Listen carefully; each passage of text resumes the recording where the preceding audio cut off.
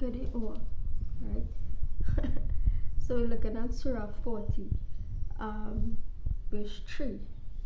The forgiver of sin, acceptor of repentance, severe in punishment, owner of abundance. There is no deity except Allah. To him is the destination, right?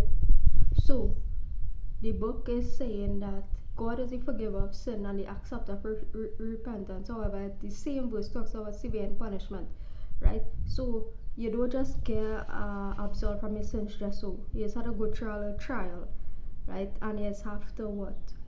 Prove yourself or prove that it changed, right, to God. Prove that it changed to God, right, with regard to whatever aspect of behavior you're supposed to change in, right?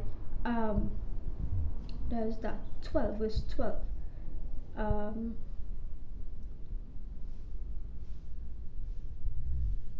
Right.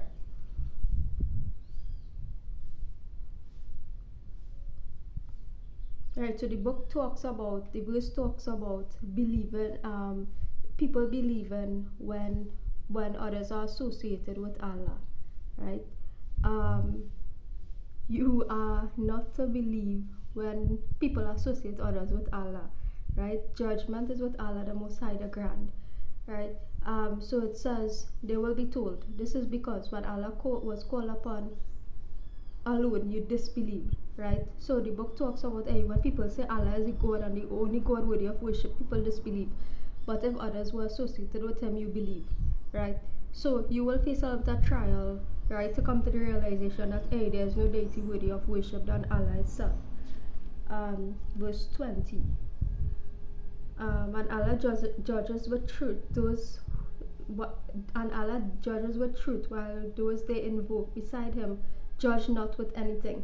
Indeed, Allah, he is the seeing and the hearing, right? So Allah judges with truth, while those they invoke, others invoke beside him, judge with nothing. So I can't judge, right? I could only, me and you, right, who are looking on this video, and whoever else in the world, anybody in the world, could only judge with regard to human judgment, because we don't know people's hearts, we don't know the reality of people's life stories. So I could only judge you based on what I observe about you.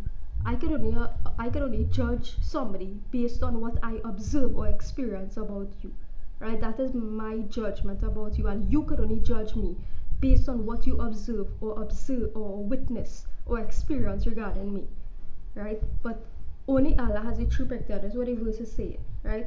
And Allah judges with truth, while those they invoke besides him judge with nothing, right? Indeed, Allah is the hearing and the seeing. 42.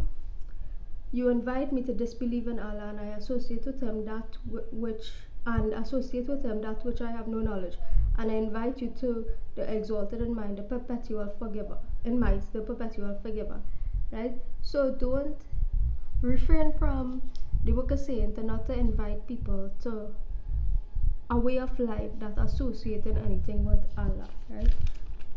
To stop doing them kind of things, right? 62.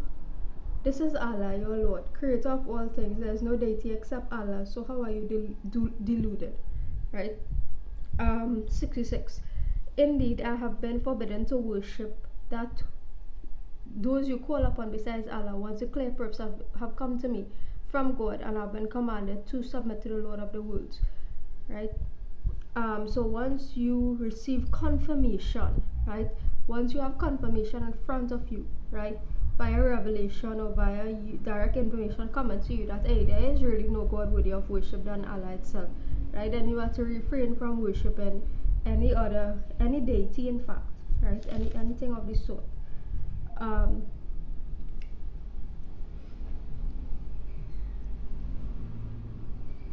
Right, and when others saw Allah's punishment, they said, we believe in Allah alone and disbelieve in that which is to associate with him, right? So sometimes it is only when people observe the truth, right? You see somebody getting a severe trial, right? I went through a severe trial, right? If whoever observed that, right, then you would be able to say, hey, well, okay, yeah, associate nothing or no one with Allah in your worship, right? You worship a monotheistic, your principle in God must be monotheistic, right? Because everybody else on earth is subject to some kind of flow, right? And your human body is too limited to hold the whole vast God energy, right?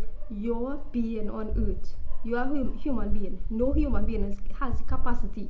No human being has the capacity on earth to hold God's energy, right? Because God's energy is way vast and far, right?